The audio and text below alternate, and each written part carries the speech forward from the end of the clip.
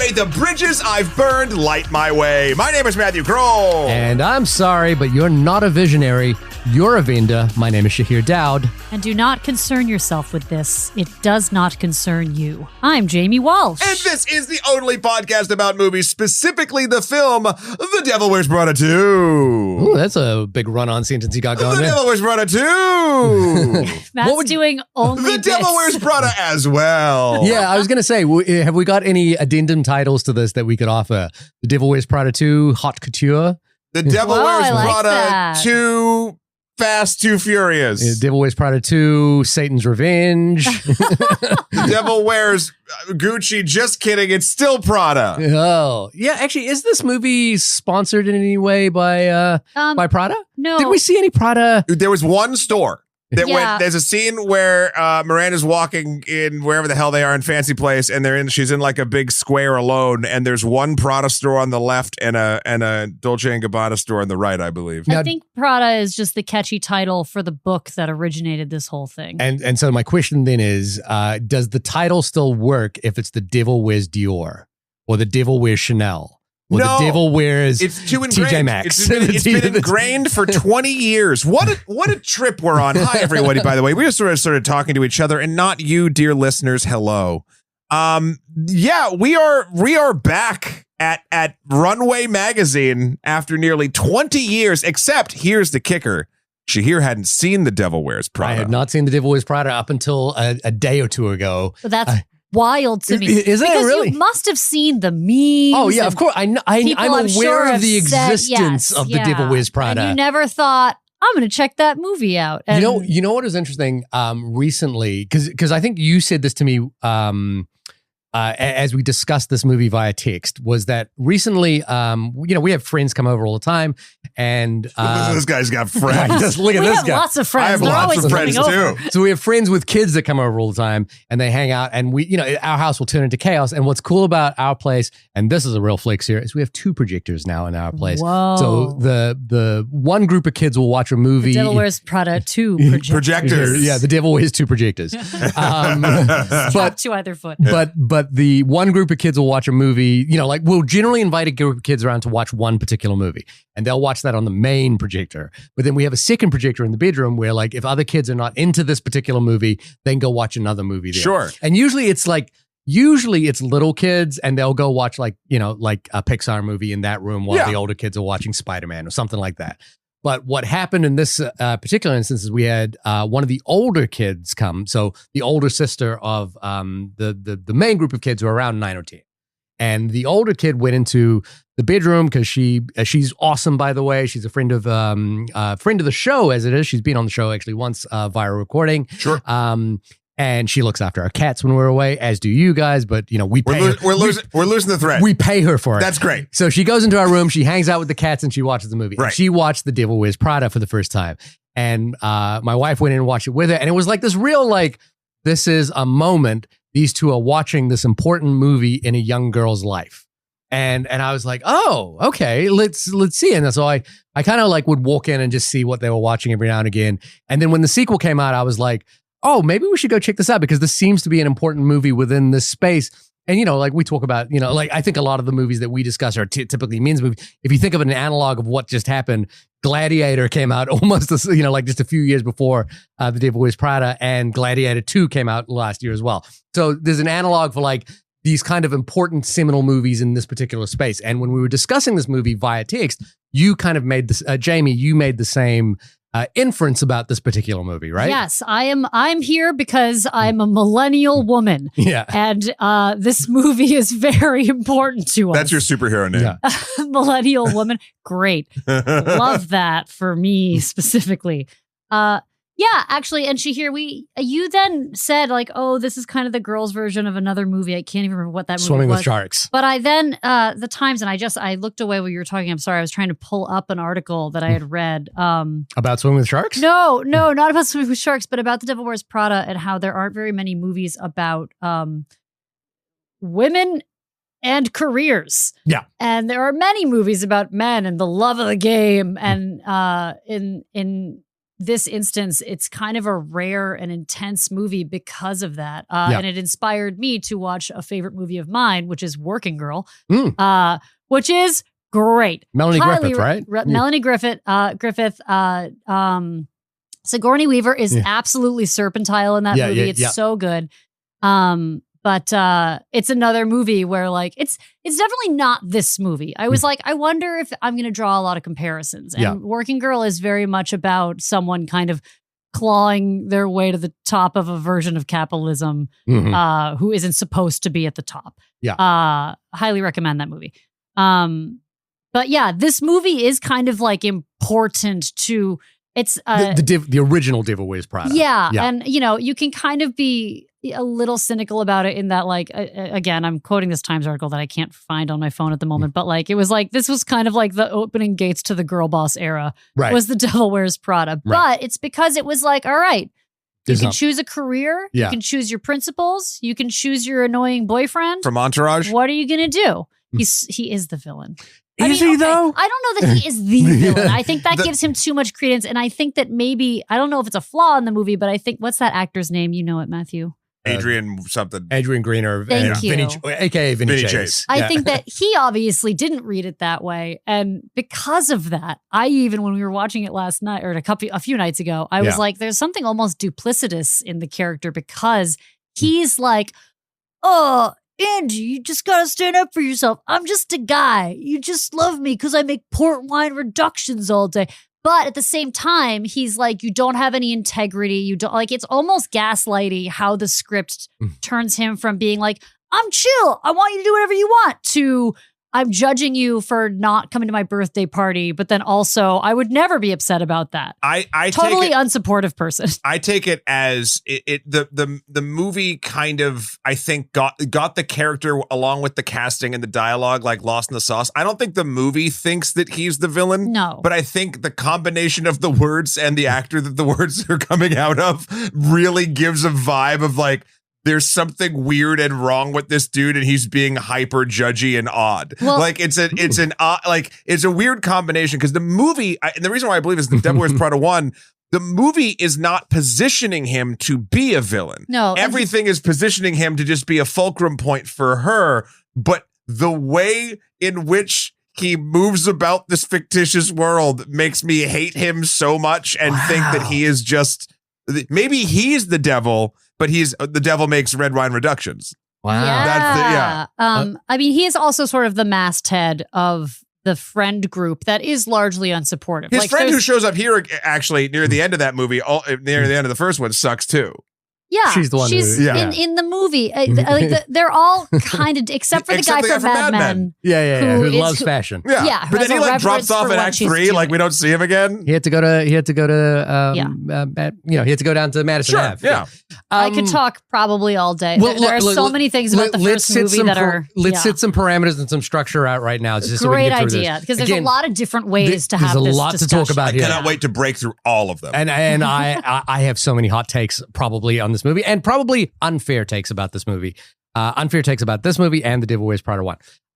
But first, write us in onlymoviepodcast@gmail.com if you have Devil Wears Prada takes, as well as Devil Wears Prada 2 takes. Are you wearing the Chanel boots? Let us know. Was that a thing? Is that a thing? The Chanel boots? By the way, have you guys ever bought anything from Prada? No. I have. What'd you get? It was a big thing when my wife and I got married, and she really it was actually after we moved to New York. She really wanted a Prada handbag based off of a movie called The Devil Wears Prada. Nope, which she was on the podcast for in the early days of the show. And that was Mission Impossible Ghost Protocol. Oh man, wow. In Mission Impossible Ghost Protocol, 10 years. Lea Seydoux, it makes an entrance in that film with a pretty extraordinary, well, what I think is a fairly ordinary, but apparently pretty extraordinary looking Prada handbag. And when I did some Googling about this, it was very notable how much attention was focused on that particular handbag. Obviously in the movie, if anyone's gone back to... A stylist choice to put the handbag there. Yeah, and she's, of course, wearing like a pretty stunning outfit. Her character is meant to be seductive, a spy, all that sort of jazz. But like there was this zeroing in on that particular handbag.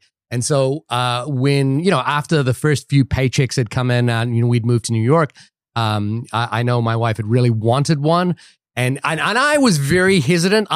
Because for me, the amount of money required to buy that particular bag was like exorbitant, and my problem with it was that it was not utilitarian in any way. There was no sort of like utility to this bag other than it had a big stonking Prada. Other than the joy it brings. And I have to say, I am a total. And it's pretty. I am a total douche about this handbag. Like I have not. I bought tense. You are still currently a douche about the handbag. Whenever the handbag comes up, if you mention the handbag in our house, we're talking about one specific handbag. I think she should write us in at onlymoviepodcast@gmail.com. And to be fair, I am the dick in this situation. We have gone through the process of purchasing a Prada handbag and from Prada from the flagship store in Soho, I believe it is. It's the whole thing. We've done the whole thing. We went, tried it out, bought the handbag, brought it back, that sort of thing. Well, and it's a fascinating purchase to me. Yeah, it's definitely different from just picking something up. Yeah, and not if you go to Canal Street. That is like. Listen, some people live within the means to be like, I'd like a Prada handbag. Yeah. I think I'll pop out at lunch and treat myself. I don't think anyone at this table is in that situation. Email us in at onlymoviepodcast@gmail.com. If you're that person, you can be our sponsor. I think that's a really lovely gift that you gave your wife that she will have for ages. No, because I've associated it. Oh, now it's a fight. Oh, you poison pilled it. I've poison pilled it, not intentionally, but it's just that I can't help myself. That's why I host a movie podcast. So we've kind of established the ground rules here, which is that The Devil Wears Prada is an important film for millennial women, right? It is. Yeah. As a millennial woman, I'll say millennial women. Probably also some women of varying ages, but I can. So let's perhaps discuss The Devil Wears Prada and its significance first before we get to the sequel and kind of see how the story reorientates itself. Well, first of all, neither of you have noticed that I'm wearing a cerulean blue sweater. So. I didn't. Cerulean as a color has infuriated me for so long because in Adobe Premiere and After Effects, they don't say blue, red, orange, green. They have cerulean, rust, and all that sort of stuff. And I was like, what the hell is cerulean? Until I watched The Devil Wears Prada a few nights ago. What a lovely, even not to jump to two, and we're not going to, but there's a lovely little reference about those belts, the different color blue belts in the first 2 minutes of the goddamn second movie. And in the last scene of the movie, she's wearing a sweater vest that is the same sweater, which is she's still Andy. Yeah. Sorry, spoiler, early spoiler. So Devil Wears Prada 1. Yeah. Shahir, welcome to the side of people who have seen this movie. Yeah. I think it's so interesting to rewatch that movie because the first time I watched it, I don't know that I picked up on the friends. I think after I moved to New York, I was like, her friends are terrible. What an unsupportive batch of jerks. And now when I watch it, I'm like, so wait, this was a temp interview? Like the job that a million girls wanted, it's this or what did you say, Auto World? Yeah. How did you get this interview? Like she must have known somebody. Ways and to actually be in the room with Miranda Priestley. Yes. Yeah. And that's kind of saved that sort of unreality of how she got the job is it's a little almost, I would say, like not understanding. There's not like, I know that The Devil Wears Prada 1, they wrote the movie and then they had to rewrite it because the person that wrote it initially made Miranda Priestley a totally disrespected, awful person, and there was no reverence for her in the work. Okay. And I almost feel like there are moments where that kind of like dismissiveness of this world still trickles in the first movie. And there's sort of, at least from the perspective of Andy, there's definitely stuff that doesn't match up. But when I watch it now, I'm like, not every moment is thought through, but that's such a minor thing. Okay. And I think it's kind of offset. My favorite moment in that movie is Stanley Tucci saying, gird your loins. Well, of course. No, but he's saying, stop complaining. Right. Like you have this job. Do you want it or not? Work harder. You're here. And it's such a present moment. I have I am kind of someone You who can see me believes- like curling yeah. my eyebrows here. Well, I that's to me like a really like strong message of work ethic that I think like people need sometimes. I needed it sometimes to be like, you're not, there are ways to just bail out of something you don't want, or you can kind of rise to it and try. And I don't know. I really like that message in the movie because I'm a Capricorn. I go back and forth on it. I think I really do appreciate it the way you say it, Jamie. Also, I like that as a hypothetical theory, but the issue I take with it, I think that I get to outside of movie world, is that attitude is ripe for just taking advantage of people in like brutal ways. What do you mean? Like an unpaid fashion internship of which I did 3? How dare you? Right. You know what I mean? So like, I think there's a balance. I think there's a balance of, because listen, I think I've done my fair share of both kinds of complaining, where it is both justifiable and right and righteous, and also me just being a whiny bitch. Like, I think I've honestly done both based on my mood. And so, yeah, every once in a while, it's good to get a reality check being like, a lot of people would kill for what you do, so why don't you just fucking do it and then buck the fuck up? And then other times when that message gets skewed by the powers that be, and then people in control are just burning people to the ground. Like, it's a back and forth for me. Did you hear, what were your eyebrow raises about? So yeah, and I've when I moved to New York City, and I was the world's oldest intern at a film production company, which had a sort of similar relationship, which was that there was a senior female producer who was like well regarded. 100 people would, 1,000 people would kill to be in the position I was in, which was sitting next to her, giving notes on films and that sort of thing. We have discussed several of her movies on this podcast, by the way. And several of them been nominated for several Oscars, including Best Picture. Jiu-Jitsu being one of them. And so I've done that thing, and I've also seen, firsthand, like you two have as well, the kind of toxicity that exists in those kinds of imbalanced workplaces where, particularly in New York City, I guess in certain creative industries where the expectation is more than just fulfilling tasks. It is actually fulfilling sort of personal servitude, I guess, would be the way I describe it. And the sort of beautiful pushback on that actually came from a Darren Aronofsky film that was sued in New York City by an accountant who was working for that film as an intern. I believe it was The Wrestler. And that person who was working for the film as an intern was basically making the argument that the work that you are having me do is the kind of work that you should be paying for. And to not pay for it means you're getting free labor from me. Mm-hmm. And that is unfair. And I believe that person won that lawsuit. And the other film that I sort of think about in that respect is the movie we did with Aubrey Plaza, Emily the Criminal, where she has that sort of great monologue about like, it's amazing that you feel so entitled to ask for me to work for you for free.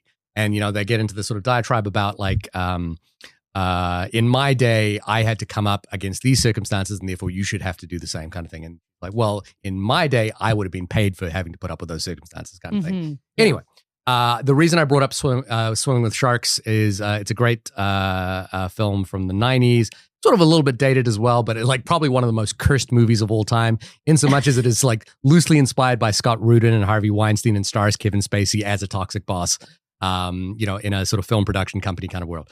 And it beat for beat, it is very similar to The Devil Wears Prada. Like Shivali came in while I was watching it, and there were speeches going on in the movie, and she was like, "This is exactly The Devil Wears Prada." That's very funny. The same, like, there are 1,000 people that would kill for the job that you do. You need to just buck up and do it, kind of thing. The cool difference, though, too, is because I agree. I think that the neat difference, and I think why The Devil Wears Prada sort of, I would say, is a far more in the annals of history.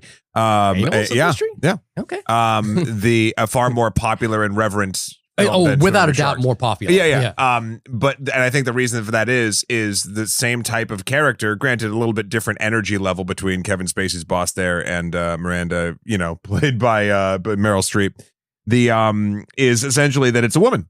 It's a woman doing it, and it changes the dynamic of, oh, ha ha ha, funny evil boss, to, ooh, wait, I feel weird about this. Like, even though you shouldn't, it's not a normal, like, at the time there was that, you didn't have a lot of this in movies where there's just like the super powerful, but also like no one would blink at Miranda's character if Miranda was a man. It'd just be like, oh yeah, that's business. Like, and here it feels more upfront and personal in a weird way. So the thing is, so I watched The Devil Wears Prada 1 for the first time a few nights ago, and again, the Swimming Sharks comparison came up to me, and you know, I was thinking about that kind of relationship.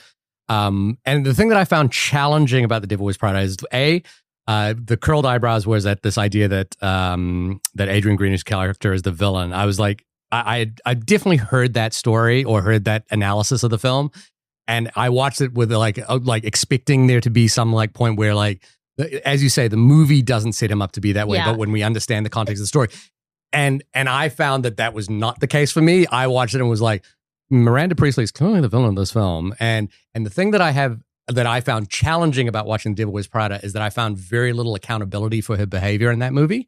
That's not to say that. Get a jump on next summer with Vrbo's early booking deals. Don't wait to claim your dream summer spot, whether that includes a good porch swing or a poolside lounger. When you book early, you get the best places at the best prices. But back to poolside loungers. With Vrbo, you don't have to reserve any loungers. They're all yours. In fact, the whole private home is yours. Book with early booking deals, and you can lounge around all summer long however you please. Book with Vrbo. That's not to say that the movie has to do that or like has to be moral or anything like that. But in the comparison with Swimming Sharks, in Swimming with Sharks, Kevin Spacey's character is held accountable for his actions in very terrible and movie-like ways. And so I found like the question of like Miranda Priestley's accountability for her behavior not to be present up until the sequel. And in fact, her behavior, which in many ways is the kind of thing that happens in, you know, the kind of thing that's discussed in Emily the Criminal, the kind of thing that we've all experienced in some way, is somewhat rewarded by that monologue by Stanley Tucci. And the problem that I have with that reward is that what's happened up until that moment is that Andy Sachs has actually delivered on the job that she has been asked to deliver on. She's actually done everything that she's been told to do. And what Tucci's character is saying in that moment, what Nigel is saying is, but you gotta love it.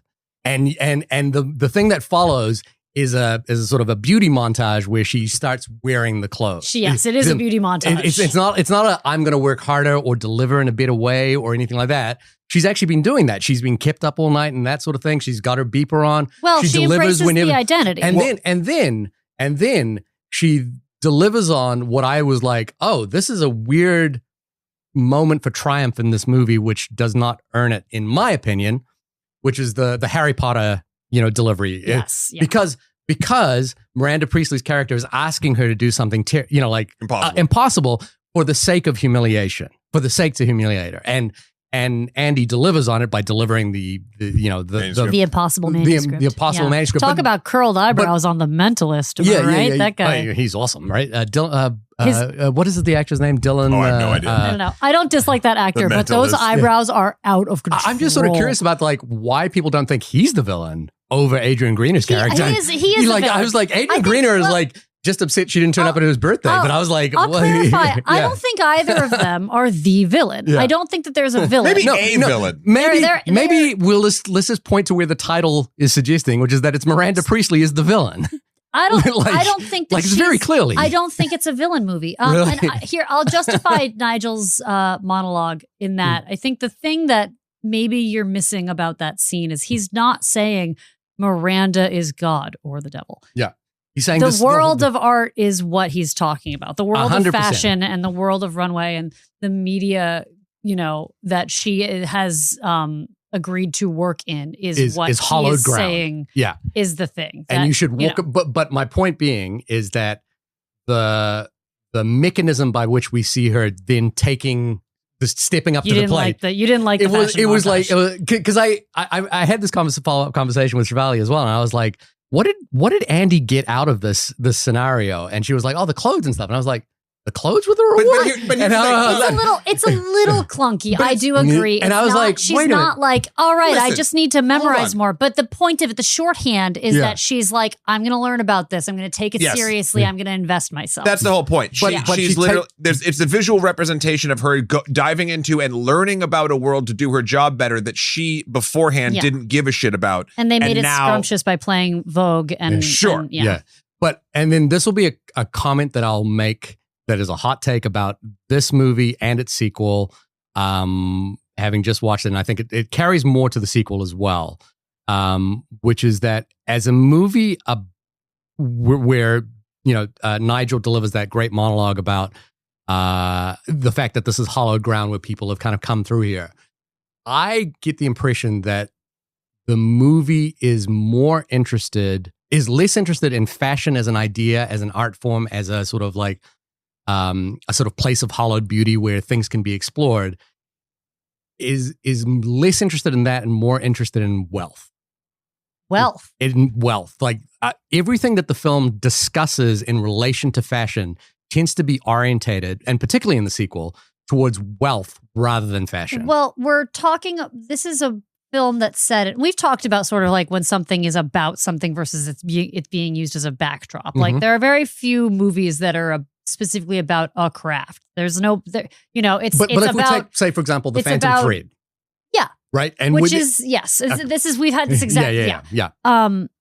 This is, there's wealth because it's a story about someone in the world of luxury fashion media, and that's a wealthy industry. But is there and the thing that I was sort of struggling with, and so I'll jump into sort of my thoughts on Devil Wears Prada 2, is I actually kind of liked it.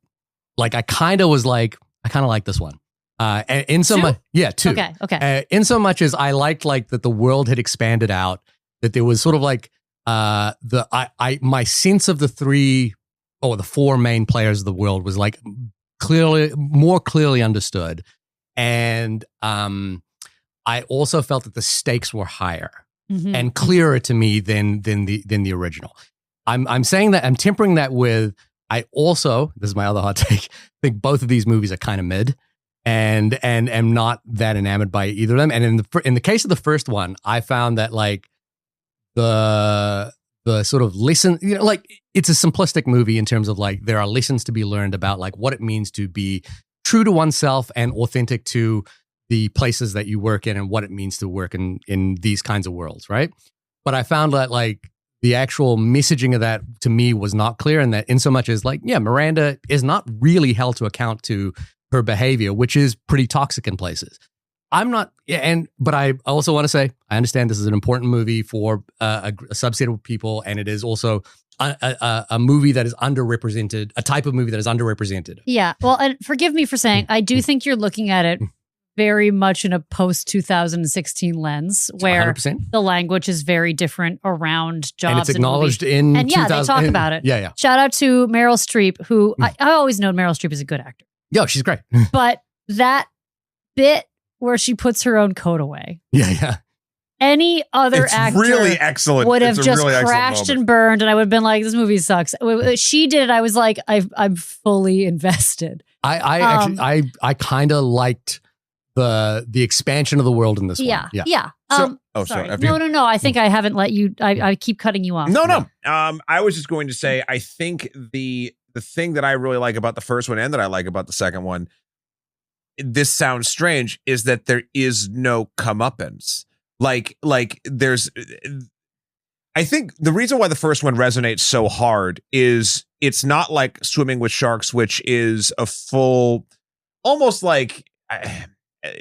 Swimming Shark is an independent, very dark. movie. I'm not talking about that, but like I'm just talking about very dark. The comeuppance. Like, there's a big villain that's your boss at work, and then all of a sudden you're going to stick it to the man, and you get it, and you get that promotion, and you get them out of here, or like whatever. That's not what happens in The Devil Wears Prada. I think the specifically the Stanley Tucci speech, I think, is a really lovely way of acknowledging that there's something about, the system sucks. This person sucks. They shouldn't be doing this. That's not what he says.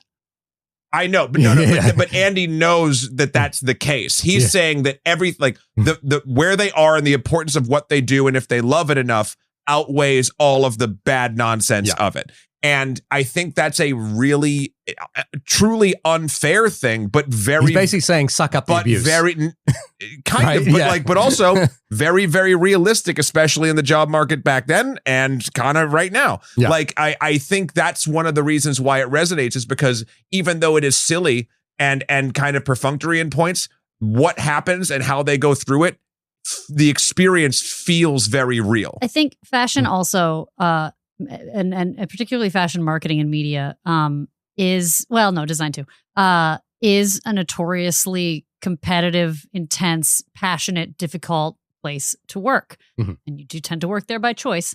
At least in this genre of it, we can have a conversation about manufacturing and another. That's a whole different thing. Yeah, of course. But if you're looking for punishment of that industry, then you're going to miss the entirety of the point of this movie. 2 or 1? Both, but primarily 1 in this moment. And I know we're trying to navigate to 2, but I think I'm going to say, Shahir, wake up, 6. You're not going to get. Don't body that in shame this me on movie. this body. That's not what this is about. In fact, that phrase, "wake up 6," and the fact that they kept calling her a fat girl in the movie is ridiculous. It is, we are all aware. And in terms of like the kind of abuse that she's kind of like put under, it is like. It's but significant. It's a joke at the time. In the movie, we know that we're not like, yeah, she's fat. We're like, oh, it's crazy that she's saying that, but these are the standards that are being held at this job. Right. And I think the thing that I'm sort of getting at is perhaps a pushback on this idea that that Adrian Green is the villain, when clearly the world that she is in and the person at the top of that world is clearly the villain. And I'm not saying that to be facetious. She's just trying to feed her a quarter pound of Jarlsberg. Even structurally, and I promise that we're going to get to number 2, even structurally in number 1, Miranda, in the world that Andy wants to eventually sort of be in, or that worked through, or wanted to succeed enough in, she's an obstacle, not a villain. Where truly, like it's not like the movie does not set her up to be the big bad that she overcomes. She maneuvers herself through the position to sort of just exist along with her in a weird way. Like the reason why I think, and again, I go back to Adrian's sort of I think he's a villain, not the villain. I also want to make it clear, I'm not trying to defend Adrian's character if people think he's the villain. Or anything like that. I also think Devil Wears Prada is kind of mid. Yeah, But I think that it's just interesting how I feel like both the overall story plus the script plus the actor make, I think, what they were going for not work at all. Yeah. But I think that's why he's coded as a villain. Anyway, I'll jump to my thoughts about number 2. Tell us what it's about too. My gosh, we didn't even do it. Yeah. Hey, guess what? Internet Movie Database says Andy Sachs reunites with Miranda Priestley as they navigate the careers amidst decline of traditional magazine publishing. Yeah. So maybe that's where I'll kick off my opinions. I fucking think this movie slaps. I actually think it is hitting way above its weight class in a lot of different ways. It is not the most what's the word I'm looking for? It's so funny that I can't think of the word because it's the word that I need to say based on me not knowing what to say. It's not the most robust and or succinct messaging, I think, about what it's saying, but there's not a lot of films in this sort of, and I will say, summer blockbustery, even if it's in different quadrants than normal summer than summer blockbusters might entail, tackling things in a somewhat serious way, like journalism getting fucked over and the changing of traditional print media and the way that a lot of the stuff, big tech comes in and buys things it doesn't understand and scraps it for parts. I think futurism versus the attempt at human excellence in art forms. Yeah. So I really appreciate that it actually, this movie, I think even to your point, Cher, as well, more than the first one, has something to say while also just fucking being a joy to watch. This to me felt like a true popcorn movie. I was equating this, and I know that this is where mileage may vary specifically, is this felt like a Marvel movie to me, like a really good Marvel movie. Hang on. That's very funny, Matt. I've got to unpack that. Yeah. Is that pejorative or positive? Positive. But in what way? It is a thing that touches on real world events and or situations in a fantastical setting where people at the top of their game get to have almost like power fantasies and move through a world that you'll never get to be in. I'm looking at the poster on Matt's screen, and it's like these 4 people dressed in contrasting colors, power dancing, and it makes total sense. Yeah, it's the Avengers of. I premise media. it's a good Marvel movie, not like current Marvel movies. I guess I was trying to figure out which Marvel movie or which sort of subset of Marvel movies. Yeah, the good ones. Like my point is, I think it works in archetypes and it moves in a way that still, even though it says it, no pun intended to Miss Emily, bluntly, I think that the movie just works. I was invested in what was going on. Like to your point, Sheer, the stakes felt bigger. Yeah. And even though I knew a lot of it would be wrapped up with a bow, and we'll get to the end of the movie because I think actually the end is what really sold it for me. I thought I would just think this movie is fine. I'd think it was mid as well. Yeah. Because I was like, oh, this is fun, but like it's not really going to stick any sort of landing, and like it's going to all wrap up in a tiny weird bow, and then like everyone's going to be happy and yay. And it kind of does that, but it does it with a real salty twist, and I really appreciate where the film ended up. So again, is this Shakespeare or whatever your high end of writing and or cinematic mastery? Not on that level, but on a pure summer blockbustery kind of way, this is right up there with so many other films where I've sat in that theater and just had a blast watching it. Yeah. Jamie, go ahead. I think I really went into this movie being like, I'm not gonna like what's about to happen. And it went so above what my expectations were. Right. I think I love it.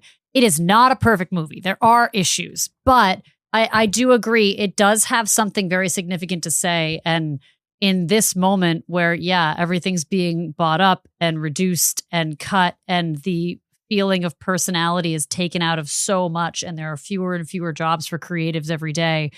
I thought, even though like there is imperfection and unclarity, they also like did make a lot of very strong stances about the current world that we're living in and what that's like. First act, it's a little rough, very rushed. It feels like they're like, get to the Miranda part. There were definitely some issues I had at that very beginning where I was like, okay, I'm a little worried about my whole experience. But then it felt like once they unite the characters, it's huge. The movie is huge. And there are like a lot of different people in it, and they don't all necessarily matter to the degree that, a well-rounded character should. But the characters that are given time are given a lot of strong time. And there are monologues and dialogue that is excellent in this movie, that sets tone and sets archetype and sets principle, that I thought was really. Shahir looks so mad right now. I thought was unexpectedly excellent. I don't know. I really liked. Again, like all of these actors are so good. I was never an anti-Anne Hathaway person, but like in this movie, I was like, she's truly weaponizing the annoying part of her personality in Andy. Like she is taking the like, I kind of know best and I'm just excited like attitude, that like kind of histrionic aspect of herself, and embedding it into a character very successfully. Anne Hathaway going to be in 5 movies this year, I believe. Good God, good for you. Good for you, Anne Hathaway. You're very talented. I wanted to do the double feature. I just couldn't make it happen. Yeah, same with Emily Blunt, whose character takes a turn in this movie that I really loved, and I'll talk more about that as we're into spoilers. And like Meryl Streep and Stanley Tucci have gotten much older, and they could be doing things where they phone in whatever they're doing. And we've seen, I think, at least some instances of that from at least people. But I think that they both care tremendously about these characters in how they perform them and how they see their arcs. And it felt very whole. Both of their performances felt very real. And I liked that Miranda she's changed in that she's softened with age, and she's in what is, it seems, a totally unromantic relationship with Kenneth Branagh. They have a nice dog. They have a nice dog. Yeah. Well, who you never see, which I thought was cute. Like Kenneth Branagh is the dog. She is the thing that's nice. She has no interaction with the dog. He's the golden retriever of this movie. But she she's like, I don't really want to change with the times, but I have to. So I'm not allowed to say things that I used to say, and I have to be nicer to people. And I thought that was a really good read on this person, to just sort of she's not fully defeated, but the walls have come in on her a little bit, and that's where we meet her as a smaller version of Miranda. Yeah, I liked the relationships they had. I liked that they grew the relationships and expanded some of the relationships. I really loved. It's Justin Theroux, right? Yeah, Yep. As the Bezos slash Musk hybrid. I thought that was a pretty delightful, like slightly hapless, slightly terrifying villain. I thought he did a great job. PJ Novak, he has one character and it's a sociopath, but I thought he did it as best as he could. Again, like everybody does better in the second and third and maybe fourth acts of this movie. I could talk literally forever. You guys could like go get a coffee and I would just keep talking. So I will stop and wait for other people to talk. So I like I said earlier, I like this movie, I think, more than the first one. And it sort of echoes my Gladiator 2 moment, which is like, I'm not a big Gladiator fan. So like the second one kind of like expanded the world in interesting ways for me that I know very much I'm not, this is not a popular take on the internet, but I think people generally liked Devil Wears Prada 2. Amanda Dobbins over at The Big Picture kind of said it best, which was that there was no cringe with Devil Wears Prada 2. And she was like, "That's which a 20-year later sequel and having no cringe is a fucking hard rarity." line to walk." Yeah, a couple of things that I really did like you mentioned, Anne Hathaway. I think she's delightfully charming, and what I the cat the cat you said that and the cat let out the most ridiculous cat really did not enjoy Anne Hathaway in Interstellar. I can tell you right now. Yes, that's not Anne Hathaway's fault. That's just Chris Nolan writing women. I think what's sort of delightful about Andy in this particular film is that you can see that she's been through the ringer in terms of where she has ended up from the first movie, but has ended up with a kind of almost Jimmy Stewart-esque belief in the power of the written word. And, and I was like, I'm here for this. She like ends up in this small, tiny office writing features. It was weird that she was leading features, but essentially she had no staff and was just writing features. Well, because they hired her as a PR hire, so it's the idea was like nobody thought it through. But also nobody just stuck her in there. Nobody else is getting stories out there except for her, which I was like, okay.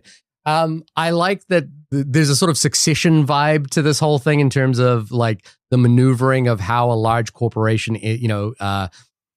consumes another corporation and how legacy media like Condé Nast / what is it called in this film? Elm.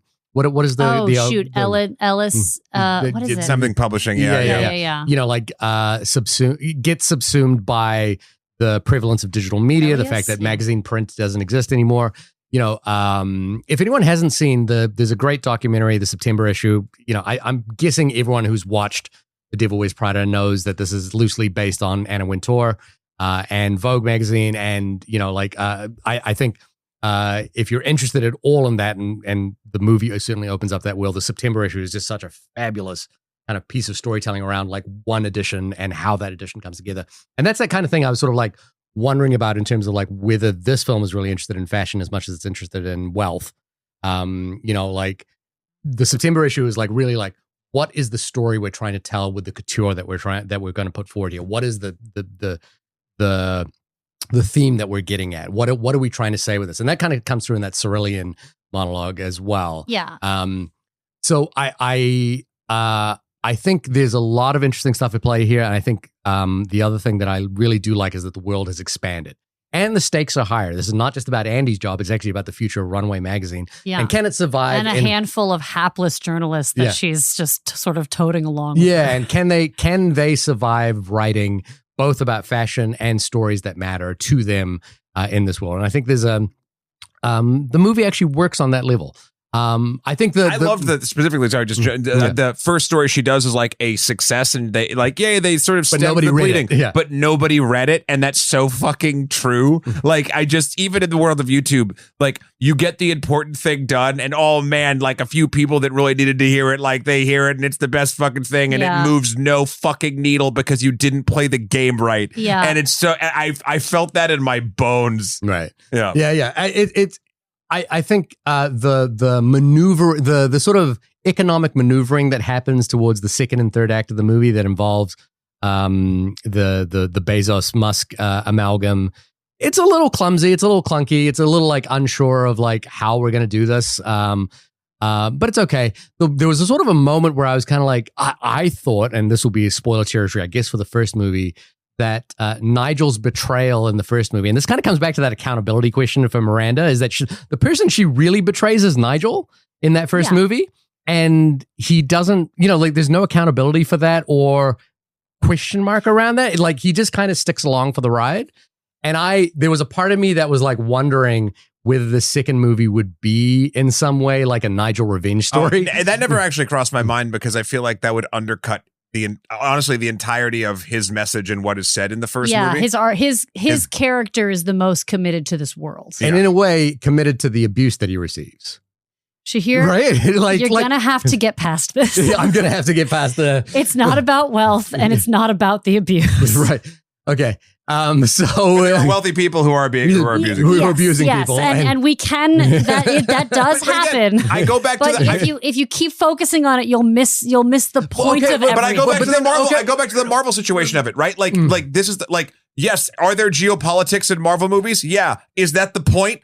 No, but hang on. Are we to ignore that in the conversation about it? Not at all. But I think to focus to have that be like, oh, that's the entire thing about what this is about. I think the movie is showing us that's not what it's interested in telling. Or I'll make a counterpoint to it. You're waiting for the comeuppance of the abuse, and that is not because that is not what the movie is going to give us, because the movie is still about not abuse, but the people that work extraordinarily hard in this world because they're passionate about it. I really, really, really want to talk about Emily Blunt. We can. I think we're Emily. We're a little bit past spoilery town, but thank God. Okay. Spoiler alert. So Emily's one of the Emilys was forced out of Runway magazine because she's not a visionary. She's a vendor. It's the big third act twist. Yeah. The first movie. Okay. The first movie, she is Miranda's first assistant. Mm-hmm. She's a real bitch, but she loves her job. She says it. She owns the world like Nigel is kind of espousing her to do. She's deeply committed to the world. And pushed out of it. And we find out in the third act, she when we see her in the new movie, she is working at Dior as sort of like a head of retail and advertising in that space. Mm-hmm. And Andy early on is like, how'd you get here? Sorry. And Emily is like, oh, well, I'm happy to be here. Geez, this is where the profit is and this is the good sector. So you're like, okay, well, she's ambitious. She just moved there. Yeah. And then the third act twist is that she is the one seeking revenge, not because of the abuse, but because Miranda pushed her out. And Miranda's explanation for that is, I had to push you out because you weren't going anywhere, because, to use Shahir's quote, you're not a visionary, you're a vendor. It's the contrast to the Nigel monologue for the first movie, where a million girls would kill for this job. And so you just expect it to be easy. You need to put the work in. Emily is this person that was this committed and it didn't work out for her, which is very sad and tragic. But that's the reality of some people, is you can work and work and work and you don't have the genius to do it. And Nigel does have that genius. Mm-hmm. Does Emily's expulsion from the world, is it brought upon her by her merit for the job? Well, we're not there. Yeah. But I think it's just that she's, not the person that's going to take over. She's not the person that Miranda sees as someone who can kind of follow in her footsteps. Oh my God, it's the devil arc. Sorry, Emily is the devil because she's cast out of heaven. Yeah. The assistant's never going to become Miranda, and she sees that, so she gets rid of her. She's not up for the final promotion. The other element of this that I think is interesting too, and why I think the character of Miranda works, is I don't know if either of you have sort of experienced this with a boss. We've all had a lot of bosses that we've thought have been fucking idiots who probably have been cruel and whatever. I feel like that's kind of more normal. Mm-hmm. Have any of you ever had the boss that is cruel but is right? Because I have, and it's not a great feeling. It doesn't feel good. But when a person that is maybe being lightly abusive or mean to you or something is also very, very correct, that's a odd, bad feeling. but it also is a very human feeling. And I think I go back to why these movies actually work for me is with no comeuppance, with no arc. There is no like cartoonish, but that's all, folks, for this bad person who's like now dragged away in chains or like whatever. Like, it's just the world, and you have to survive, and you decide what that surviving is. And I again, do I think it is fair or good, or that these people aren't villains? No, but I like that, like, we don't often get to see a character that is both villainous, that you can look at their actions and be like, oh, what a fucking asshole. And that also you're like, in the world is like, yeah, they're pretty correct. And oh shit, this fucking sucks. Like, that to me is what makes both of these movies so interesting, is there is no cartoonish villain other than Adrian Vinny Chase. So but with that, I've definitely, I think I can say I've had bosses who are extremely good at their job and can be cruel. I actually have not encountered someone who is cruel and vindictive and been good at their job. I tend to find that people who are cruel and vindictive have some kind of flaw that makes them, the reason they're there is because of the cruel and vindictiveness, not because of the actual skill and talent. Yeah. Same Shahir. Yeah. I've had great bosses that might well, there are people who've been cruel or seemingly cruel, but that cruelty is actually mostly born out of indifference. Mm-hmm. So it's not that they're just very, the good bosses that I've had, that they're just very good at what they do, and their tolerance for little things like my gold star are not, part of their purview, kind of thing. You know what I mean? Yeah. In relation to Miranda Priestley, now we know that Anna Wintour, as a person who has cultivated, understood the nature of what fashion is and what is important in terms of culture and people and moving forward. We know and understand that about her. I think that's implied in Miranda Priestley. But in terms of Miranda Priestley in this film and in these films, mostly what she demonstrates is an aptitude for maneuvering her survival in this world. I think we see, I mean, again, I don't think there's a ton of like, wow, really deep commentary on fashion in general, but I think that both movies do a lot of different shorthand to have her be presented in the level of depth the world is presenting as excellent in that world and having an eye for those things. Flowers for spring, groundbreaking. Right. But I think you can see that both in the dialogue, in the way she handles herself, and in her clothing choices themselves. Like, I think that the movie does a very good job at the level of shallow end of the pool depth in that world, because again, I don't think it's fully about that. Because what I see more is that what she's really good at in these movies, in the way that the movies depict, is maintaining her own survival. Like in the first movie, that's the entire crux of the third act. She does it through skill. In this movie, that's the entire crux of the second and third act. And there's like she's good at like maintaining her position. There's a part of it where Andy kind of confronts her and is like, please tell me you've got a master plan. Because the last time you had a master plan, and she's like, go home. Like she doesn't have one. Yeah. Actually, I think at that point, the movie does have like kind of a lapse in its transition, because they don't know what it's sympathetic, because it's sort of where we all are, is like, they're being bought, they're being consolidated. Nobody really knows what to do. And there's kind of like a wavering panic through those scenes that feels a little uncomfortable. The thing about the consolidation that they're considered, I think, is actually really delivered beautifully by the Justin Theroux monologue, where he says, if you look, we're in Italy right now, and what we see is the remnants of a culture, not the actual flourishing of a culture. Right? Yeah. Like he's saying, and at That's some point, great scene. It's a great, that to me is like why the movie's actually good, is that it has that like astounding monologue about like at some point Vesuvius will just explode upon us, and what will actually be left. And I go back to the worst person making the best point, and you're just like, oh shit. And what I wanted from the film, what I was thinking during the movie, is that Miranda or someone to say something along the lines of, the remnants of what is discovered by the culture after us is what is important. Yeah. And I don't think they say that. They don't, and it's a missed opportunity. I think, frankly, This is the second time I've brought this up in a row of being on this podcast. So I'm very sorry. I don't want to be the annoying person who's like, if I made the movie, I'd do this. But I'm 100% doing that right now. Yeah, you've listened to the show. You've listened to the show before, right? Oh my God. Matt and Sheer just gave me a gold badge to wear. They missed the opportunity to do that when Nigel gives the speech. Yeah. Because the speech is just it could have been a voiceover of them going in a helicopter to Lucy Liu's house to make the deal and not have any dialogue there. We didn't need it.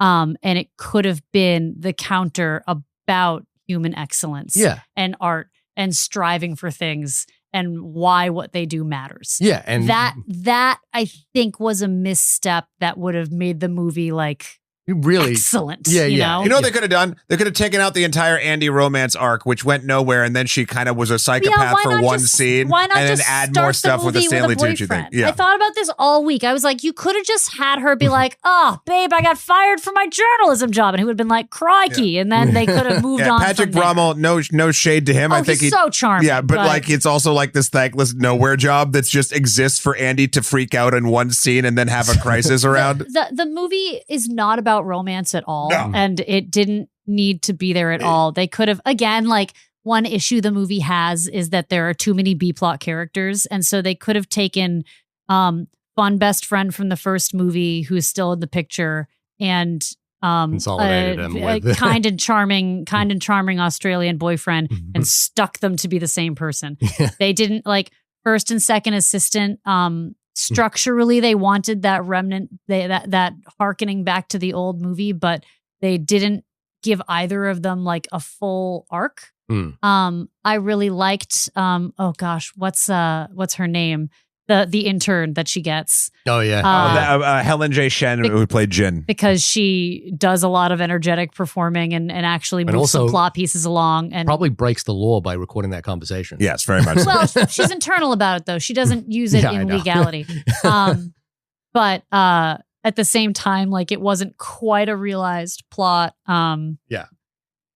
Also, Rachel Bloom and Lady Gaga? Okay. I know. And apparently Timothée Chalamet's sister at some point. What? Oh. Yeah, she's kicking around there, I guess. So I think the thing here is that, like I do enjoy the kind of maneuvering that the second film is doing in terms of like, the stakes are bigger. The world seems more fleshed out. There is more to this idea that Runway magazine should continue to exist because it does something important for the culture. I don't think the movie articulates that particularly well. And I don't think like it's sort of machinations for what it's actually interested in terms of that conversation do really well, because ultimately it becomes this sort of three-way power play between three incredibly wealthy people and what their interests are, right? Like it's that conversation is never really about the fashion or what Runway can provide or why it matters for them to continue doing this job. It really just is like the Bezos character can offer this much money.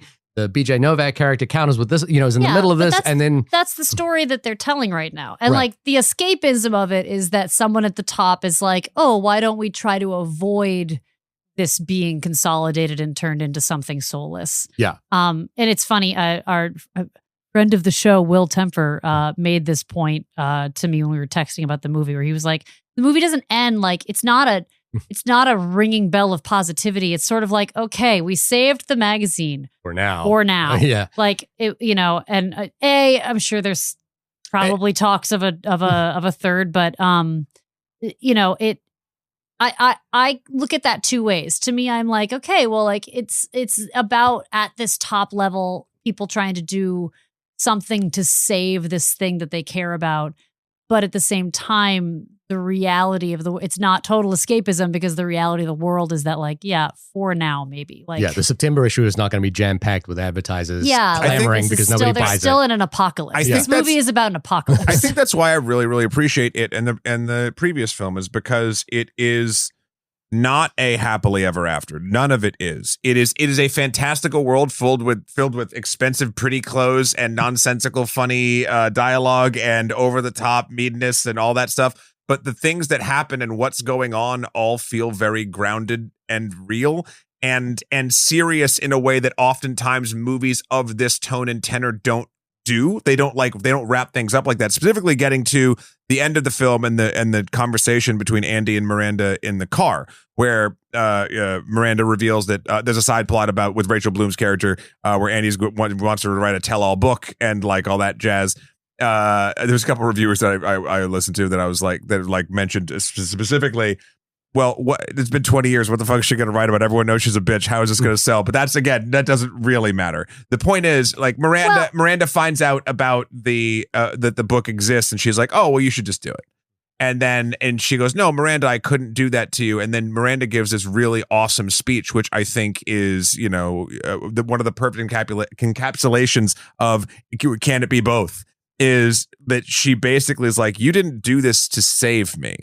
You did it to save you. And and essentially giving the idea of there's nothing wrong with that. Like you're playing the game correctly. You're doing what I did, which is I saved myself. Well, what she did in the first movie to Emily. Yeah. Miranda specifically is still playing the game and is telling Andy to play the game sort of to play the game to win and not to like, she's like, that's a great story. You're great at telling stories. Like she undercuts her character, but tells her the most honest piece of like, no, this is how it is. And you kind of get that idea about the world. Again, does it feel good? No. Does it feel honest? Yes. And honesty in these types of films, I think, sometimes are sort of few and far between. And I just appreciate that a lot. I actually think it feels really good in that scene because she gives her permission to write the book. And there's that great little power trip she has where she's like, how did you know? And she's like, oh, I know everything. That kind of news. People run to tell that kind of news. They run. And I was like, oh, yeah. Power. But she also, it's her coming to, I think, some sense of closure about, not closure because she's still working, but like, it's her just being like, I'm not ashamed of the life I've lived. I'm a real bitch and I've done a lot of things and I've been very intense and I've betrayed people and I was not always a present mother, but I built this thing and I'm so proud of it. And her getting to say that is a huge, nice end of the movie for Miranda. Right.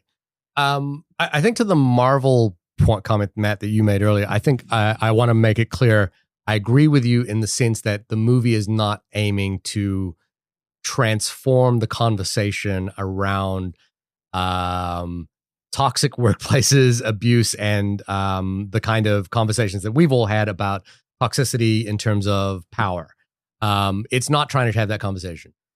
And to me, the thing is that I find it hard to watch knowing that is the backbone of what the film actually is, which is that this is an abusive workplace that requires you to subsume your own identity in some ways, subsume your own like relationship, subsume your own kind of self-dignity in many places, like the chair, don't stand up, don't go pee because that's not what this job is about. And then at no point wants to like engage in that conversation. And I think that's fine, but the question I have is like it does engage in that conversation because it's the coat scene. It's them being like, oh yeah, apparently she just throw her coat at people. Now. Like, oh yeah, she's not allowed to say this and this to people anymore. She's being curtailed. But she still holds power and the workplace still requires that of the people that are there. So do you think it would have been a better movie if they said, oh, Miranda's been fired and this fucking guy who's super nice is the lead now? I think, there's a thing that happens, which is like, would it be a better movie if this and this happened? Which is not, I think, what I want to engage in. What I want to engage in is what is this movie saying? Mm-hmm. And what is this movie saying despite itself? And in this particular situation, I think the movie is saying this is, like Miranda is to be celebrated because she has done all these things and she has, built this empire and is maneuvered to save herself. And what I'm saying is what Miranda has actually done in the case of what the movie is saying is saved her position and not being held accountable for her toxicity. And that's fine. I'm just saying that, for the Emily character, for example, this like her relationship to Miranda is not one where I think there's a sort of, there should be a certain reverence for that character. There should be a certain like, hey, essentially Emily is the person, Emily and Nigel are the people who believe the most, right? Mm-hmm. And they are the people who've been hurt the most by this. Well, but Emily believes in herself. Emily believes that she can climb to the top and be the owner and be on the cover and own the company. And Nigel, Well, she has an opportunity to do that. well, and Yeah. she takes she it with maneuvers gusto. to be that. Yeah. She does. I don't even think it's opportunity. She kind of manipulates the system. Yeah. And Nigel, And that is based on the fact that she was expelled. Court, yes, yeah. And was she expelled fairly? Do you think? I don't know. That's not in the movie. No, and that's my point. It's not. It's So not. it sounds like, yes, it sounds like Miranda set up another job for her, but she felt betrayed by that Yeah. personally. But in that first movie, that's based on the scene where she has a cold and can't answer the No, question. she was with her. This is like a whole other It's like thing. there's yeah. years later. Yeah. Right. This is right. like, No, but in between those movies, Yeah. she, her career was moving and Miranda moved her out of Runway. But the seeds of her moving her out happen in that scene. No. In the No. well, because she then at that moment doesn't take Emily to Paris. Right, but that's not why. Right? Like that- she and No. like the in one her thing and- that Emily wants is to go to Paris. Yes, right? you could read it that Yeah. way, but I don't think that is what happened. Yeah, it's specifically when Miranda, when they have their sort of confrontation, like that element doesn't come up at all. She just like, you were here and you shouldn't be here because you didn't have what it takes. It's not. It has nothing to do with like one thing in Paris. For the way that they positioned it, it was like years later, and Emily was still working with Miranda. And then when Emily got as far as Miranda thought she could go at Runway, Miranda basically outed her, but set her up with another job. Right. Yeah. Okay. But And then meanwhile, Nigel, on the other hand, is was betrayed in that first film as well. And he says, Yeah. I've been repeatedly betrayed, Yeah, yeah. but I'm still here. Yeah. And even to the point when, she says, I think they're in the same room when the big Nigel monologue in the first movie happens. She says, they're cutting everybody, it's going to be nothing. And I don't think she's going to do anything about it. He's not like, I've got a plan, or like, I quit, I've had it. He says, I think I prefer the bag across the body. Like to him, he's like, I just want to do. He's this the person work. who actually believes in. He actually has it's like he is there. He's for the true believer. purity of Yeah. the art. For Yes, purity of the That art. He believes it as art and not commerce. at Exactly. least, Yeah. But he is continually betrayed by Miranda. Yeah. And they have a moment in this movie which I think is interesting, and I think the only sort of turn that she actually does is sort of finally seeing that she giving him and the yeah, speech. Yeah, because she overlooks him because she doesn't think he wants it. Yeah. And again, we've had so many conversations on like what's the more evil thing, the blatant evil thing where you're like, haha, I'm evil and fuck you, I see you but I don't give a shit, or the I don't even see you and I'm just going to do these things and I don't even realize it's hurting you. Like what's the more evil act? Yeah. So that could go either way. And I want like there's no villain. I'm sorry, Shahir. Like there's no villain in the first movie, in my opinion. There's no devil. Like I think everyone has these relationships and they're all human, and the devil is sort of the darkness of this whole industry, perhaps, Shahir. But like it's not that one person is responsible for all of it. Yeah. Miranda's the devil. Just to be clear, just to be perfectly clear about that. No, but it's not a case of like disliking the movie for like not acknowledging that. It's understanding what is the movie trying to do and what is it actually doing. And my point, and I guess I want to bring this back to the little girl watching this movie in my house, Watching the first film. Watching the first film, for whom this was an important I was like, movie. if you have a pirated version of this year, for we whom have this to was- report you. For whom this was an important movie. And the thing I think about just a little bit in that conversation is a young girl watching this movie is I don't think the toxicity of what the Andy's character experiences in the first movie is something to be tolerated. And I don't think the movie says that. And I think the second movie doesn't do that either. But and this is all coming back to but I like this, I like the second movie well enough. And I do think both movies are kind of mid in terms of like, they don't excite me very much, but interesting. But I do wonder about that question of like that little girl watching this movie and maybe taking the lesson of you've just got to work harder, you've got to wear the clothes, you've got to wear the skin of the place that you're working in. And I'm like, I don't think that's it. I don't think that's what I would want from this. Not every movie needs to be moral. Not every movie needs to tell like a coherent story like that. But I'm saying, what is the movie actually saying? But also, Andy does in the first one leave anyway. Like Yeah, Andy pulls her own that- shit. Like Yeah. you're acting like the end of the first movie is like, oh, and Andy just puts up with the shit forever, Yeah, and that's not what the movie does. I think you're so frustrated by this world, and I can understand that Right. perspective. But I think that you are not seeing that the first movie is about like principle and integrity in what you do, and not a cartoonish win over a villain that you finally triumph over. But- yeah. and you should Andy- you should rewatch Working Girl because Sigourney Yeah. Weaver gets fucking fired at the end. Yeah. And Sorry, I spoilers for Working Girl. I think the end of the first one is interesting in terms of like Andy walking away from the job, getting another position at Miranda's recommendation, but like understanding that Miranda is someone perhaps not to be toyed with, like perhaps someone to be very cautious around because Miranda ultimately is the person who maneuvers that situation around the way. So like perhaps this is all coming back to this idea that Adrian Greener's character is the villain. I'm like, guys, what are we talking about? Like, are we really seeing the forest from the trees here? Poor guy. I have read that he It's is the upset that performance. people think he's the The villain villain, because he's no, like, I thought I was being nice. Yeah, it's just It like, didn't come off that way. The script. The script is the script. But that's has the him point, as the right? darker Look, like character. the forest from the trees here. yeah. And then in the second film, I like that they become like a cadre of people who kind of understand each other somewhat more. Mhm. Like I said, I like Andy's character in terms of what like again this sort of like Jimmy Stewart, the news, like writing is important, and I'm going to be here, and I'm forever joyful. Like she hasn't been beaten down by the world. But I do find that like in both movies, I really was waiting for the moment for someone to say out loud, other than Nigel's monologue, and to someone to sort of say clearly, this matters because it gives beauty to the world, or something along those lines, right? Or something along the lines of,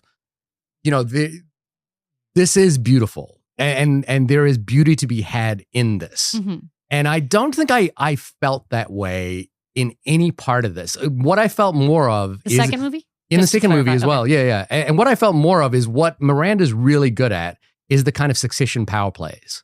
Like I think the undercurrent, I mean, yes, and to say is I think the undercurrent is the movie displays that she's good at her job in like more subtle ways, because again, the movie is not about the fashion industry. It uses it as language and it uses it as sort of a tool in the toolbox, but it's not about that. So Yeah. like I was never even expecting it to go deep into that area. Right. Yeah, Like, if anything, it is about how the fashion industry is, like many industries, a place where human beings do a lot of work and care a lot, and it's in jeopardy.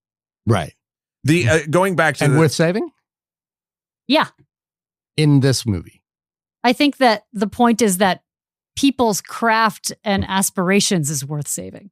Right. the and going back to sort of the messaging of the first film and like what children or little girls or whoever's watching this sort of take away from it, I think the second movie does the same thing. I think it is about like acknowledging that truly the world and people you will work with fucking suck sometimes and is absolutely not fair. Should it be like that? No, absolutely not. But there is no like life is not like a hour and a half movie where the villain gets the comeuppance. What you can do and what you should take away, I think specifically, actually really from both of them, but in the context of someone watching the first film, that is that like you should survive. You should try to work your way as hard as you can through stuff and know where your integrity lies and know when and where to stop and try to do a different path if something is not working out.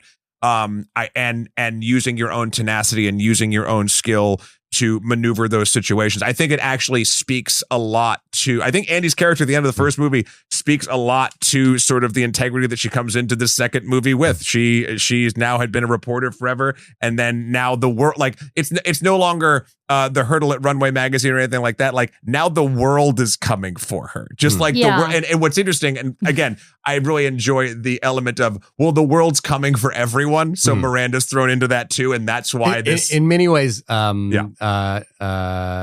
the monologue about Italy and the ruins of Pompeii is kind of like what is happening in this world here. Is like what is going to be left behind by this. And I actually, that monologue I think really works.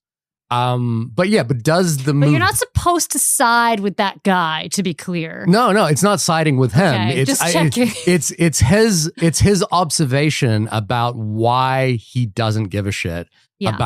about the art, and I guess I was kind of like, as a person who works in the creative field and respects art and that sort of thing, would be like, so where's the character who's going to come in at this moment to counteract that idea with, because there's a more than a kernel of truth to that idea, but someone who comes in with, but the pieces that were found were worth saving.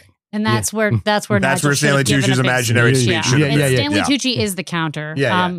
Another great, I think another good scene that kind of emulates that differences of people is when it's BJ Novak. Yeah. When he goes to Miranda's office and he's just in there. Yeah. And he's like, I haven't been here since I was a kid. Yeah. And he's like, I broke a vase here. And she's like, oh, I barely remember. Yeah. And it's like, of course she remembers. Of course. Perfectly. Yeah.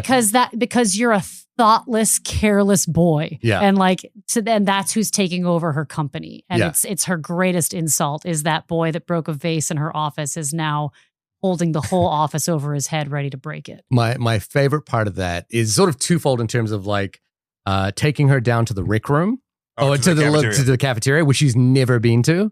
And then forcing her to sit down with a bunch of McKinsey consultants. I love the guy. His name is Sanjay Kumar or something like that. Went to Harvard. No, not a big deal. Don't worry about it. I love that guy. And he was like, you're a beast in this world, Miranda, and we got to let that beast out. I love that in terms of both it is uncouth,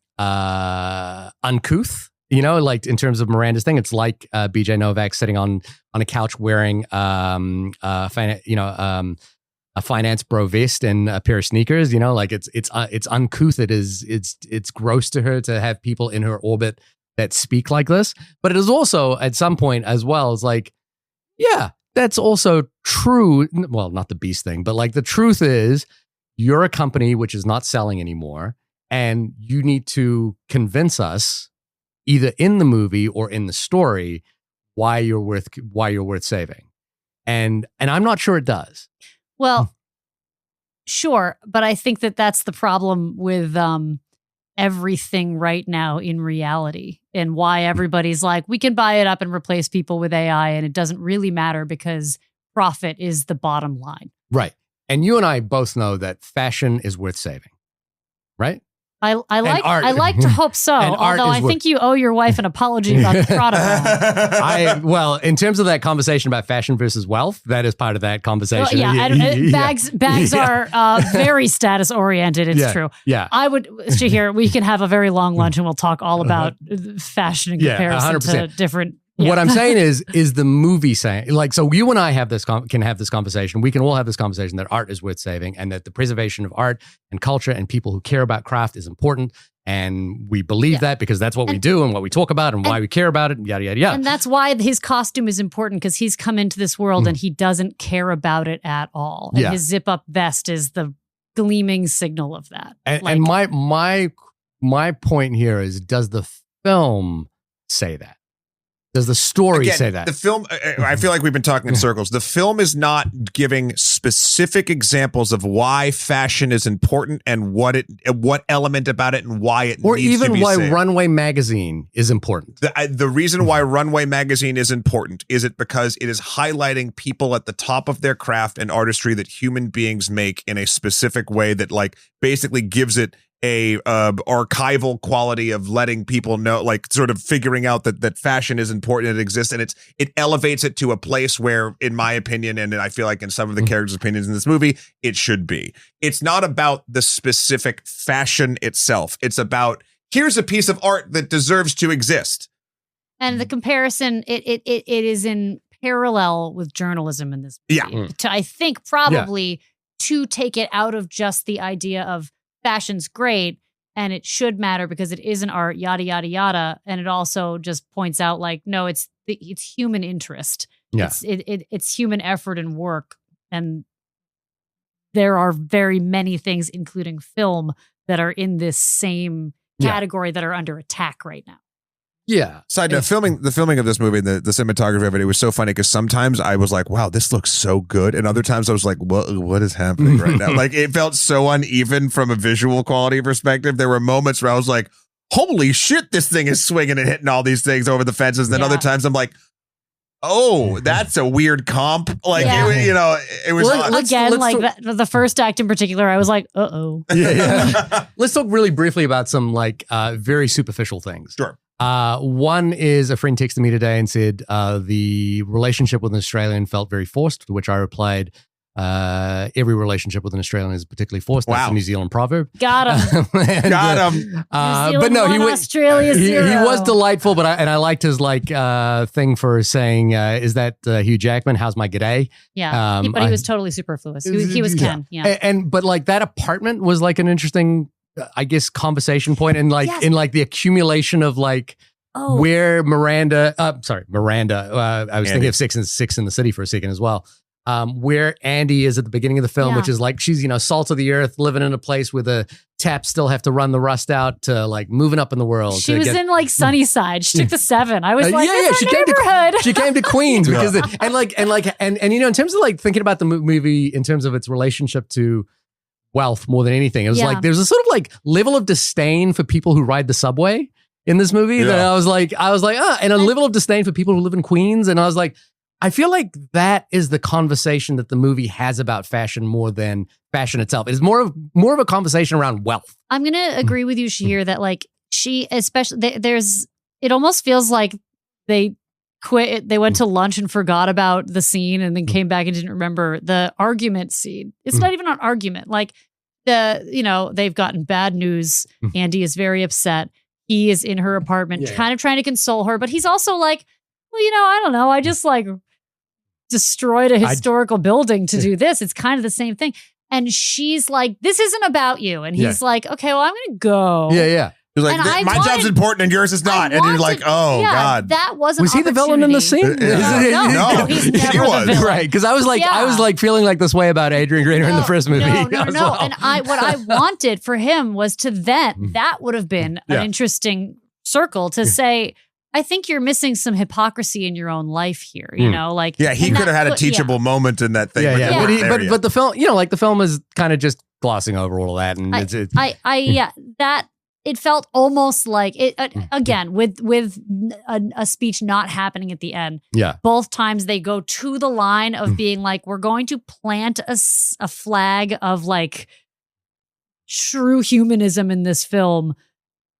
But the audience might not like it, so we won't quite do it. And that's that sort of that coming back to that Marvel comparison that you made earlier, Matt, which is that understanding what the film is trying to do, which is not have those kinds of conversations. It is just kind of, but that's not to the detriment of us having that conversation, right? No, and I think people have that conversation after this movie. I think that's not to the detriment of the conversation. I think the pushback I think you might have been experiencing was the opinions of the movie that seemed to be based on the discussion points that the movie does not seem like it's interested in having. Yeah.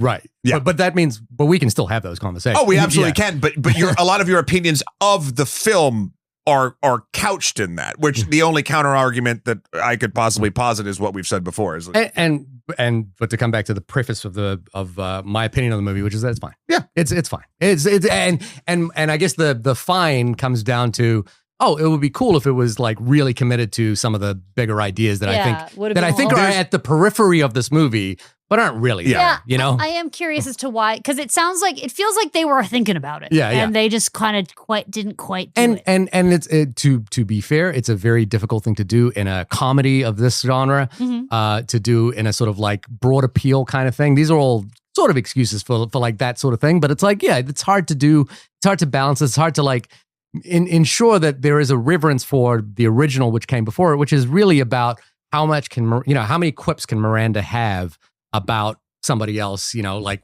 where it's sort of like funny as well as, toxic. And about figuring out where you stand, your own personality and finding your own worth and knowing how to maneuver through it. There was a moment in this where they say, we know who can save us. And they get onto a boat and they go into Lake Cuomo. And I was like, is it George Like Clooney? Cuomo? Yeah, that's where they were. It's Como. Is it Sorry, Cuomo? that's not Cuomo? Cuomo. Cuomo moved there and Yeah, changed They're yeah. going to lake now. Yeah. Cuomo, like once you leave the governor of New York, where do you go? Sorry. The name, yeah. But they go to Lake Como, and I was like, is it George Clooney? Is George Clooney going to pop up in this movie? Because I Yeah, think it's 'cause actually his house.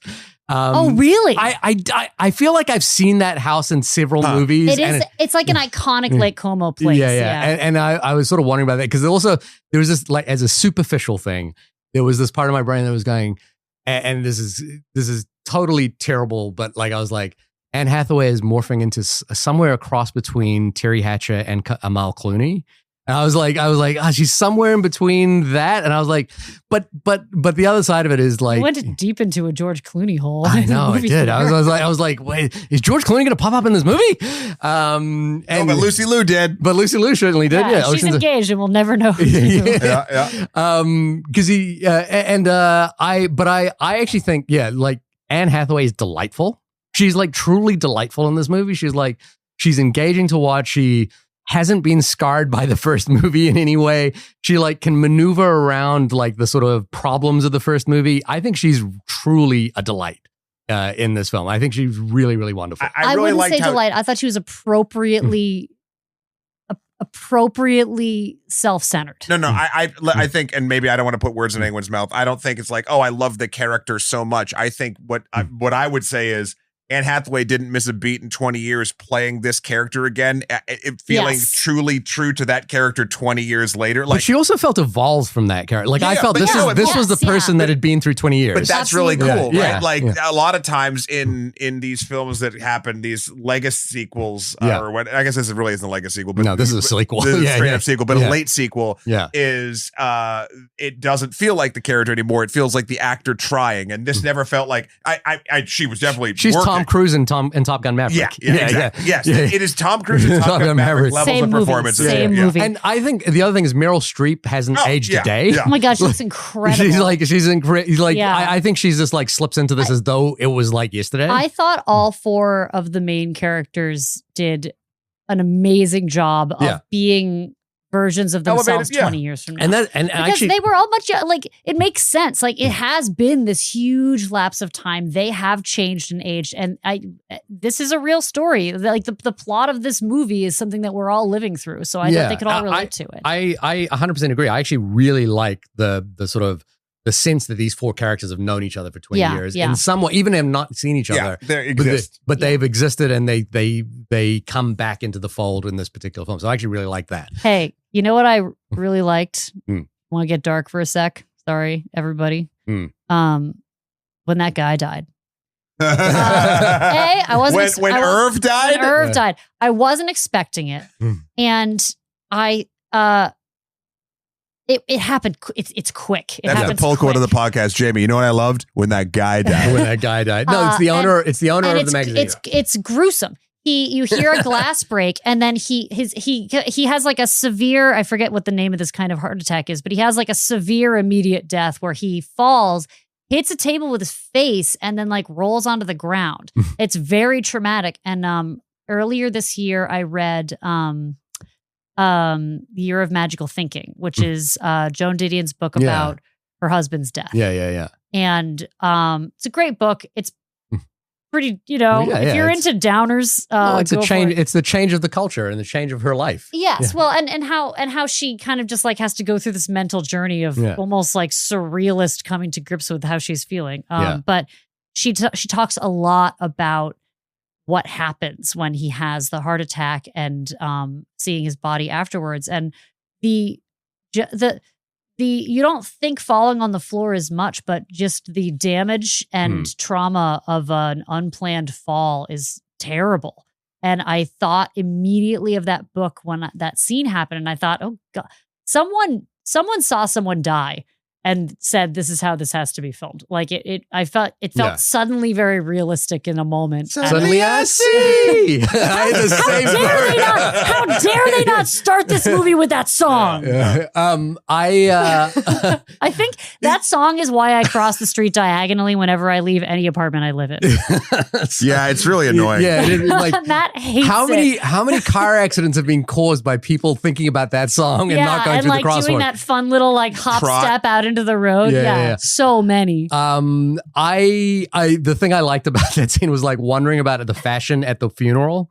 And I think Emily is the only person who kind of points this out, like, you know, that who dressed them? Styling. Yeah, I someone forget came the and brand, gave everyone freebies here. And I was like, oh yeah, this is also would be, visually you were talking about like the film like hitting or missing. As like, I think in a movie about fashion, there's opportunities here to have some flair. And at some point there's like a runway show with Lady Gaga in the middle of it. And I was like, and it's filmed very like, we got there and we filmed the scene and we walked out. You know, like I was like, there's some opportunity to have some fun here. The Lady Gaga, listen, I like Lady Gaga very much. I really liked the like, you've got a lot of nerve coming back here scene. But you know what they could have done instead of showing that whole Lady Gaga scene was do Stanley Tucci's speech.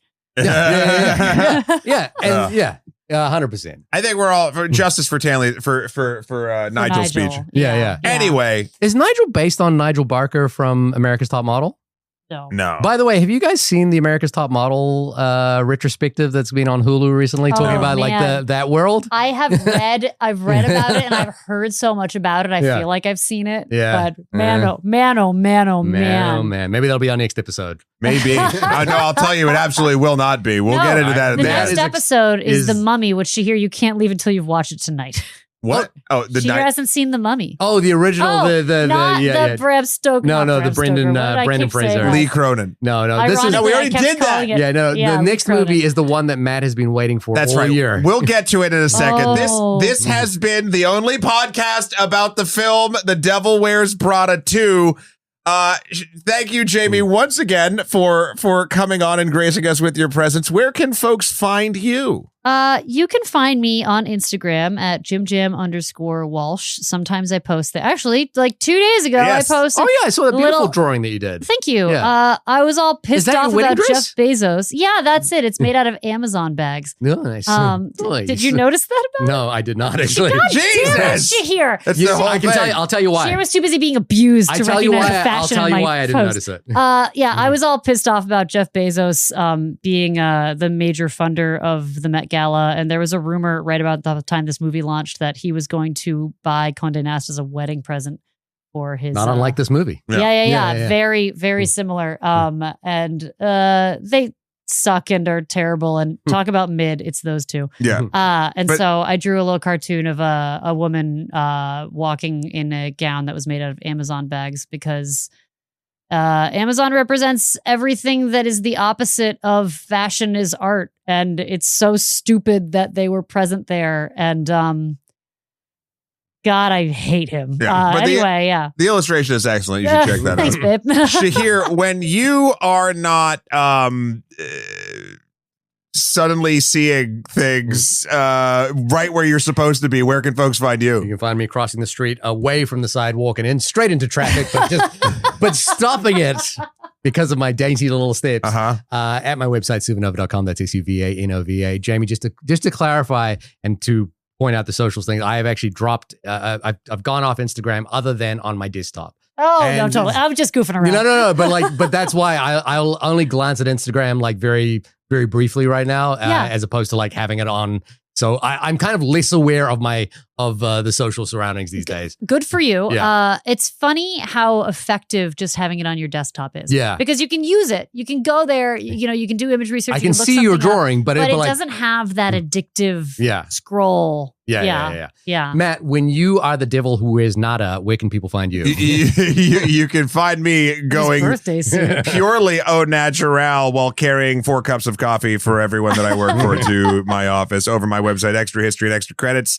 On Extra Credits, we just did what is an indie game and what does that actually mean in 2026? There's a lot of actually weird happenstances and things that make that true or false nowadays. And also on History, we just released our Katarina Sforza retrospective. Episode 1 is out, and by the time this comes out, I believe we will have an extra history complete about Tulip Mania, which has some essentially in the Netherlands the tulip bubble, and has a lot of different. Some people call it the world's first financial bubble. It really wasn't, but it has a lot of allegorical things along with sort of like the bubble of NFTs and possibly AI. And I was just about to put my crazy NFTs on the site. Yeah. It's true. Tulip Mania is go check it out. It's awesome. It's a very good series. Next week, it's the greatest movie of the year. Here's the thing. This is I want to. We're gonna be doing Mortal Kombat this is too. Matt's Paris Fashion Week. Yeah. But this is true. I don't think it's going to be good, but I have You chosen. have no idea about that. I have It could chosen. It could be amazing. I know. I have chosen hype. Yeah. I've chosen it, and I'm living it, and I'm so fucking pumped for it. I think there's an interesting dichotomy here in that The Devil Wears Prada 2, I had zero expectation for. And it really did hit above what I was expecting. Here, I've chosen to have way too high of an expectation, and we're going to see if the pendulum swings the entire opposite way. Hey, you two. Get over here. Yeah, he said the thing. All right, until next week, everybody. That's when we're going to finish it. Or start it. We're going to start it because in the end, so Shao Kahn says, you finish him in a deep voice. Finish him. But I didn't do that. I'd say change it. But we're still going? Yeah, I'm letting you do this. No, man.